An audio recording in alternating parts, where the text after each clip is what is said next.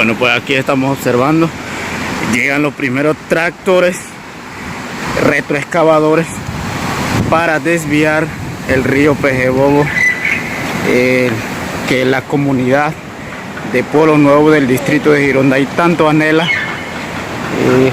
pues que sabemos que el río Pejebobo amenaza a la comunidad de Pueblo Nuevo, a alrededor de 5 casas y al cementerio municipal de Pueblo Nuevo.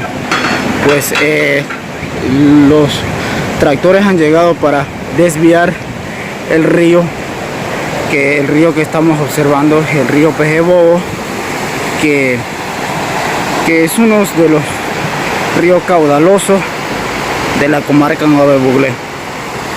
Pues ellos harán su trabajo acorde a lo que se le ha indicado la comunidad y las autoridades tradicionales de este lugar de Pueblo Nuevo.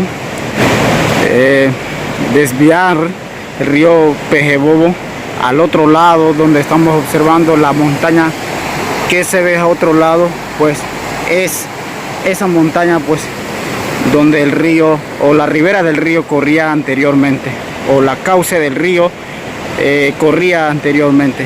Pues los tractores están llegando en la comunidad de Pueblo Nuevo, vuelvo y repito, para desviar el río Pejebobo y darle una tranquilización a la comunidad de Pueblo Nuevo. Pues como ya sabemos, también se le hará el muro de contención a esta comunidad sobre estos ríos, sobre la ribera de este río.